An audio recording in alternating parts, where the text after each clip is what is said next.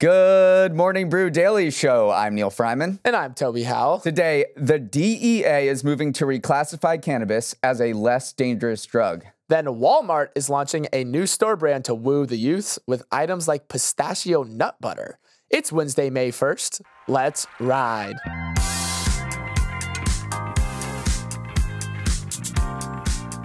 It's May, which also means it's Morning Brew Daily Mug season. Starting today, you can go on the Morning Brew store and find an MBD mug to enjoy your morning beverage out of while you listen to Neal and me. You can definitely tell who had a hand in designing this one because a certain phrase also found its way onto the mug. Listen, Let's Ride gets the people going, okay? But yes, this is our second merch drop after we rolled out the hoodies last year. It is so fun designing this stuff. I cannot wait to see this mug in your guys' hands. Neal, where can they go to order? If you want a Morning Brew Daily mug, and you definitely do, head to shop.morningbrew.com. You'll see us there front and center. We'll also be posting it all over our social media today at MB Daily Show on Twitter and Instagram if you want to see us in our mug modeling era. New month, new sponsor. And today we are talking about the new Wendy's Cinnabon Pull Apart. I vibe with the Cinnabon Pull Apart because it's a collab between two iconic brands, Cinnabon and Wendy's. You have the Toby of the collab, which is definitely Wendy's. Then you have the Neal, which is clearly the Cinnabon part. Wait. Why do you get to be the Cinnabon? Warm, sweet, cinnamon, sugar rolled dough, perfect ooey gooey texture. That gives off Toby vibes. Fine. You can be Cinnabon. Just don't describe yourself as ooey gooey again, please, ever. Let's go. But yes, we have had a chance to try this indulgent little treat, and it is delicious. Great way to make your mornings just a little bit sweeter. So head to a Wendy's near you or head to wendys.com/morningbrew to try the new Cinnabon Pull Apart. Yesterday, a litany of government agencies teamed up to take another step towards moving marijuana down the totem pole when it comes to drug classifications. Currently, marijuana is a Schedule I drug alongside the likes of heroin and LSD, as determined by their potential for abuse, legal status, and medicinal uses. But yesterday, the Attorney General recommended loosening those restrictions following a DEA push to reclassify marijuana as a less dangerous drug. It would be a major shift in federal drug policy. Should the proposal succeed, cannabis would instead be rubbing shoulders with Schedule III substances like anabolic steroids, Tylenol with codeine, and ketamine. It still needs to be approved by a White House agency before it goes into effect, and it would not legalize marijuana outright for recreational use. But still, it's a major shift that already sent weed stocks soaring. Two separate cannabis-focused ETFs jumped 19% and 20%, showing investors are loving the sound of a more relaxed federal approach to the substance. Neal, this is a historic step. What are some of the implications? Yeah, the main move to go from a Schedule I to a Schedule III is tax-related. So it's going to make these marijuana cannabis companies a lot more profitable because right now, as a Schedule I drug, they cannot write off certain normal tax deductions that a normal business can do, like rent or their employees' wages. Now, if this happens and they move to a Schedule III, then they're going to be able to do that, which is going to juice the profits of these cannabis companies. Yeah, there is a specific section of the IRS called Section 280E, which prohibits cannabis companies from deducting what would otherwise be ordinary business expensive. So removing that tax burden is just a massive, massive boost, and why these cannabis stocks arguably jumped so much. It could also shrink the black market too, because remember, the black market has thrived despite marijuana being legal in places like New York, California, and in some places it's actually undercut the legal market because, remember, the legal market has to deal with those higher regulations, that higher tax burden. So hopefully, or maybe in the in administration's eyes, they're thinking this is another chance to deal a blow to the black market. I mean, you just walk around New York City and you see a bodega selling weed right next to a legal dispensary. So these black market, gray market cannabis dispensaries are operating just as much as the legal market here in New York. Some advocacy groups are not happy, though, because they think the only real winner is the cannabis industries, who will get that new tax break, and thus they'll boost their profit margins. Meanwhile, they think it's going to hurt Americans, especially kids, who are now probably going to face a lot more advertising, a lot more promotion of weed products from these companies who now are enjoying this more relaxed environment. So it's not all hunky-dory, because some researchers still have health concerns. High potency marijuana and also cannabis-induced psychiatric disorders are still out there, and some researchers are pointing to that. So even though that we are moving towards a fully legalized landscape for marijuana, there still is some people saying maybe we should pump the brakes a little bit. Yeah, but just to be clear, like, this is not legalizing marijuana at the federal level. A number of states have done. I think 24 states have legalized it for recreational use in adults, and then 38 have legalized it for medical uses. But this is a step in that direction, but is not directly linked to federal legalization. But just looking at the public opinion polling on this and how this has changed over the past decades is actually insanely dramatic. I mean, in 2000, 30% of people backed federal legalization of cannabis, and now 70% do. So this has been a sea change in public opinion over the past few decades. Today, healthcare giant UnitedHealth will face the music when its CEO testifies before Congress about a hack that froze the U.S. health system for months. This dates back to February, when a UnitedHealth subsidiary that processes more than 40% of the nation's medical claims was hit with a cyber attack. The breach froze transactions and prevented many hospitals, doctors, and other providers from getting paid. Analysts estimated the entire health network was losing $1 billion per day. It was a colossal disaster.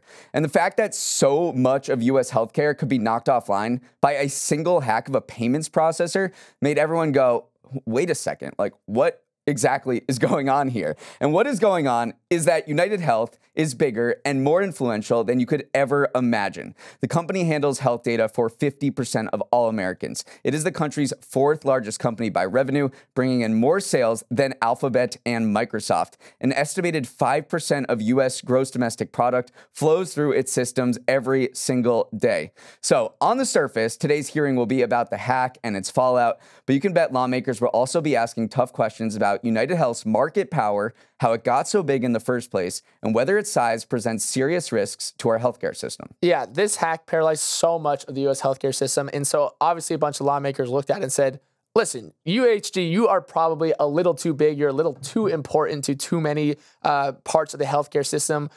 CEO Andrew Whitty is looking at it differently, saying that the company's size actually helped insulate it from the attack. If they weren't so incredibly big, then it probably would have been even worse for the healthcare system. So I think that's some of the lines of reasoning that both sides are going to adopt in this hearing here. And it was one of the costliest hacks ever. They think that the February 21 attack could reduce profit by as much as $1.6 billion this year, which on the surface, I was like, wow, that's a big hack. But then you realize that UnitedHealth made $99 billion in the first 3 months of last year. It is just an insanely large company. The revenue numbers, I cannot quite wrap my head around. And profit numbers. I mean, it's $22 billion in profit. I mean, many people listening to this are interacting with UnitedHealth every single day. You may not even realize it. I'm just going to run down some of its few business units. I mentioned that they have 2,200 subsidiaries.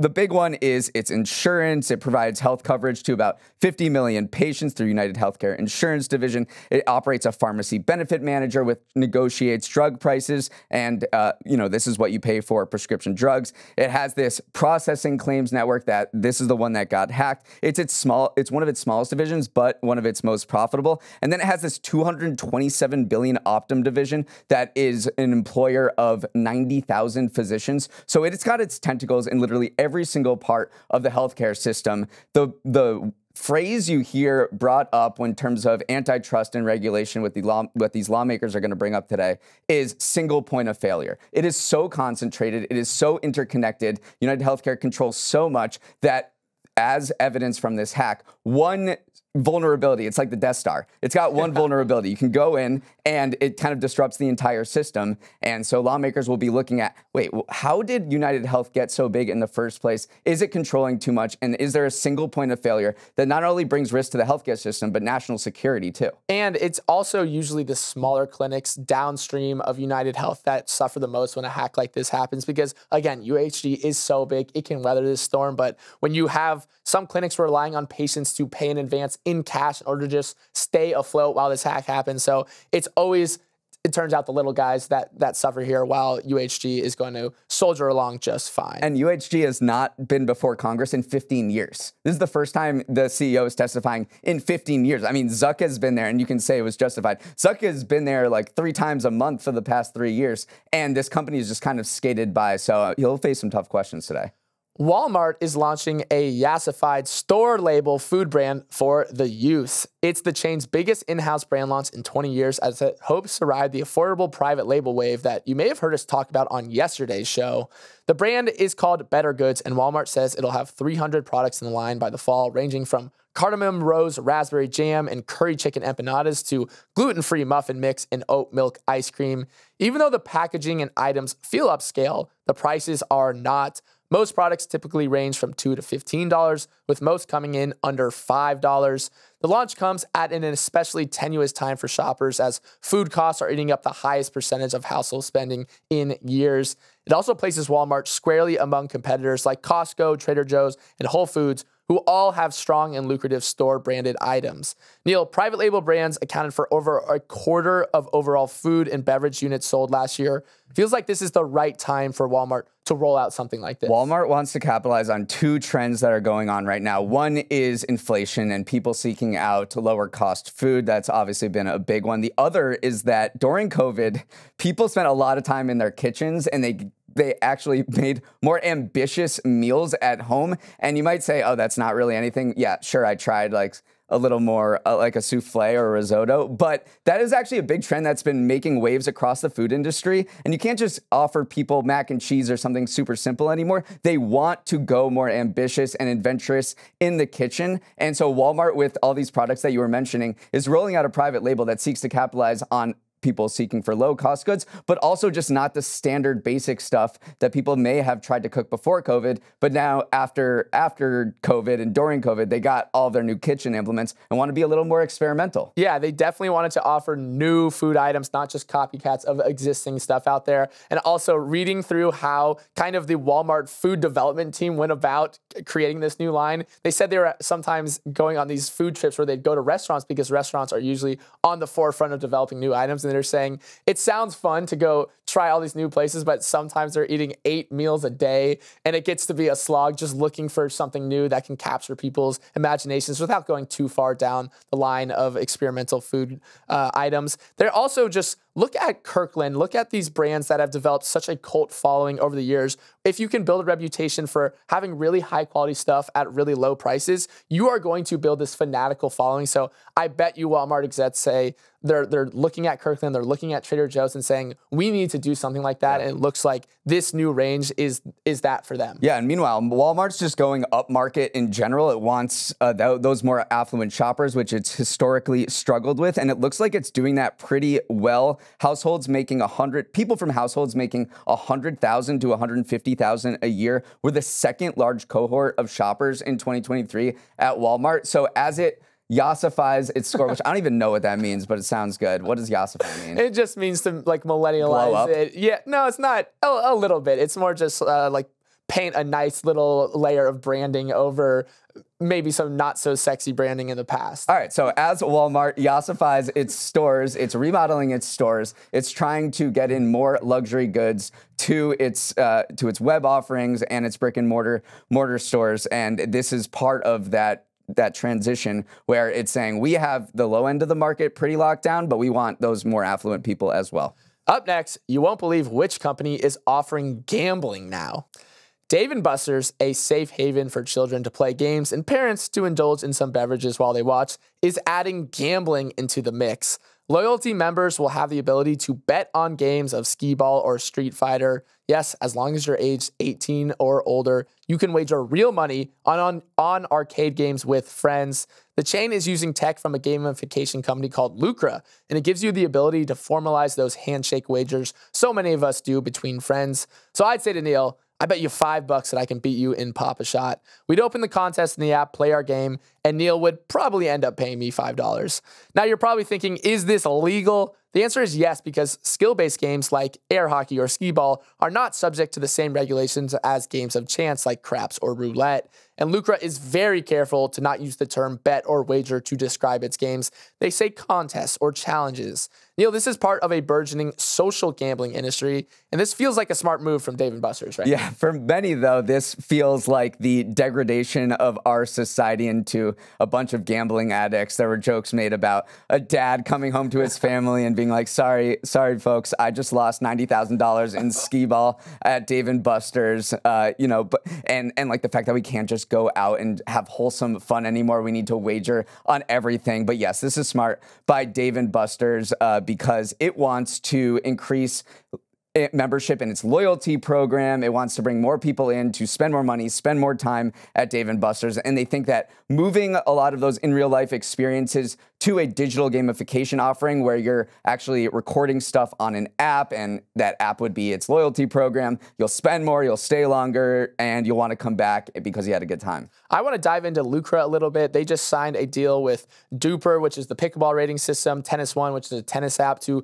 kind of formalize those competitions between friends. Like if we went out to go play tennis or pickleball, we could put our game within the app and do a payout there. But I was thinking a little bit, do we really need an app for this though? Because we can just go out and say, let's put $10 on this game. And then there's plenty of ways to facilitate payments like Venmo, some people still use cash, believe it or not. So I don't know if there is a huge need for it. I like directionally where Lucra is heading, but we can just do that, a handshake agreement without an app getting involved. Yeah, but there are apps for a lot of things that people like using and not pen and paper or relying on their brain. This also ties into the larger social betting industry, which has kind of exploded in recent years after the Supreme Court allowed legal wagering on sports. And they're not technically sports books. They're in a regulatory gray area, and that lets them slide by because they rely on virtual money and virtual currency. They're not pay to play. So they say they're sweepstakes apps and they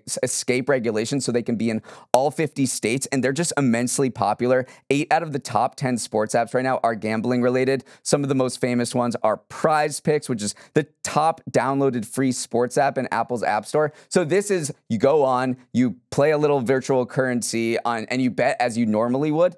And you just maybe you can actually cash out in real money, but critics are warning that this is literally a pipeline to the actual sports books like FanDuel, Caesars, and we should regulate these more, but they are just proliferating like crazy. I do just want to give one final shout out to Dave & Buster's. We talked about how big UnitedHealth Group is. Dave & Buster's is a lot bigger than I thought as well. It says it has 5 million loyalty members, 30 million unique visitors to its location each year. That was bigger than I expected. And its stock is up more than 50% over the past year. So Dave & Buster's is doing all right. It's becoming as routine as Tyrese Maxey brilliance. A buzzy startup releases an AI gadget, the popular reviewer Marques Brownlee bashes the device, and an existential debate ensues over the state of the tech industry. Last month, Marques called the $700 Humane AI pen the worst product he's ever reviewed, causing all kinds of controversy about his power to tank a promising young company. This week, Marques released a video about the new Rabbit R1, which, like the Humane pen, is a gadget powered by AI that ultimately aims to replace your smartphone. Think about this as a hyper-personalized assistant that does a lot of your tasks without you having to stare at a screen. While Humane's is a pin you wear, the Rabbit is a bright orange box you carry around with you. But Marques did not like the Rabbit either, and his main critique of the device hit a nerve. He said the gadget, as is, was barely reviewable because it did not have most of the features that were promised. And that critique hit a nerve because this has become a major trend. Tech companies are increasingly releasing products that they acknowledge are the bare minimum of what will eventually be offered, and yet they're still asking you to pay full price. Toby, does Marques have a point with this? Yeah, he absolutely has a point, and you are so right. Like clockwork, the discourse, man. It just breaks out every time he posts one of these videos. And I actually think the disconnect is one between customers and venture capitalists. Jason Levin, this writer I follow on Twitter, he said that MKBHD understands one key thing. Customers are not VCs. Customers pay for finished products, not ideas of products like VCs. So you can't sell customers unfinished products that are advertised as finished and expect the same optimism as selling the ideas to VCs. That is why we see this discourse break out between the tech elite on Twitter saying, like, can you imagine if someone had come along to the iPhone when it first rolled out and started critiquing all all the things and mocking it and saying like, this is barely reviewable, would we have the iPhone that we have today? Because I do think people have a little bit of amnesia about that first iPhone. Remember when it came out, didn't have copy paste. It was so brittle. It basically exploded every time you dropped it. Didn't have video recording. You couldn't send or receive pictures. All these basic things that other smartphones of that era had. The list just goes on. So what if a reviewer of the same size and influence like MKBHD came along and said the iPhone is trash? Would we have the iPhone today? It's tough to say, but I see where the heart of that debate comes from. Yeah, I think this touched a nerve because it's not just happening in tech, it's happening across the ecosystem where companies are releasing the bare minimum of a product and hoping to get a lot of data on how users are using it. And then they're going to do that to what's called iterate in the tech world and make improvements and then release a better product. But the problem is they're still asking for full price. And luckily for consumers, the Rabbit R1 is only worth it only costs $199. So it's a little more palatable compared to the Humane AI pin, which is $700. But this is happening in gaming. The studio Bethesda is known for rushing games out with a bunch of bugs, and then users will find the bugs and then they'll make the changes and then release a better version of the game. This also is happening in the auto industry with Fisker's truck. And that also involved Marquez Brownlee as well. He reviewed the truck and said, this is so bad. And then the company went on a wild goose chase to call him up, find him, and tell him that there is a new update for the truck. And he was like, I don't want that. I want what you're selling right now to consumers, what they're buying for full price, because this update that you're saying is coming in the future. It's not what people are buying now. So I refuse this offer. So let's just go back to the Rabbit for our final point here. How was the Rabbit? Yeah. I was poking kind of through the subreddit where some people had also interacted with the device, and they basically said, this should just be an app on a smartphone. Like all the things that they're saying the Rabbit does, it would just be better with the greater computing power, the better camera, the better speaker that your iPhone already has. There's no real reason to have this very nifty hardware aspect of it. Like people did praise the actual design of it, like the retro kind of futuristic design language to it. But again, sometimes you don't need to reinvent the wheel when you already have a pretty good wheel already in your pocket. Finally, you've got to hear about the saga of the $13 Cartier earrings. This story begins last December when Mexican surgery resident Rogelio Villarreal was doing something very familiar to anyone. He was mindlessly scrolling on Instagram. While doing that, he was hit with an ad for Cartier and looked through the fancy bling, handbags, watches, and necklaces on the website, each listed for thousands of dollars. Then he noticed something odd. One pair of earrings, studded 18-karat rose gold cuffs lined with diamonds, was priced at 237 Mexican pesos, or about $13. Couldn't believing his luck, he snagged 2 pairs. Of course, this was a glitch. A pair of these earrings typically cost more than $13,000, so he got them at a 99.9% discount. Realizing their mistake, Cartier tried to cancel the order numerous times and kicked off a months-long back and forth with Villarreal, who held his ground and picked up a big following on social media as he documented his fight with the luxury jeweler. Ultimately, Cartier relented, and last Friday, Villarreal said he received the earrings in the mail and he's going to give them to his mom. War is over, he tweeted. There is this very interesting consumer protection law in Mexico that actually does give consumers a fair amount of leeway, and if a company is not respecting the terms and conditions under which a product or service is purchased. So he found a form to contact Cartier on their website, did his due diligence, and kind of went down this legal path. The ironic thing, though, is that Mexican law does not extend protections to consumers if a price listed was clearly a mistake, which was obviously the case in this example. Like Cartier's not going to put up the rings for a 99.9% discount. So that is kind of the ironic part, is that if this case had gone to the court of law, it probably would have worked out in favor for Cartier. So it caused a ton of discourse, especially in Mexico, where some senators were weighing in and saying, listen, don't do what this guy did. Don't abuse the law in this sense. This is clearly a case where this consumer protection law has been abused. It's not a great moral look for him. Right. While other people are like, hey, he's the underdog here. Let's root him on. So it was an interesting kind of two sides broke out in this earring debacle. Right. It is a moral question. It's kind of like if you find a wallet or some money on the ground, what do you do with it? I think a lot of people were siding with him because it's not really, it's kind of a David versus Goliath story with this luxury jeweler versus this one random guy who happened to find a loophole. And so this Mexican senator might have been a little too harsh, I think, for broader public opinion. You probably sided with him. Let's leave it at that today. Thanks for listening and happy first day of May. You know the drill. Send an email to morningbrewdaily@morningbrew.com for any feedback on the show. Really helps us get better. One quick correction to yesterday's show. Robinhood's 1% account transfer promo ends June 28th, not June 30th, as stated in the episode. Let's roll the credits. Emily Milliron is our executive producer. Raymond Liu is our producer. Olivia Graham is our associate producer. Uchenna Ogu is our technical director. Billy Menino is on audio. It's going to be makeup and hair. Devin Emery is our chief content officer, and our show is a production of Morning Brew. Great show today, Neal. Let's run it back tomorrow.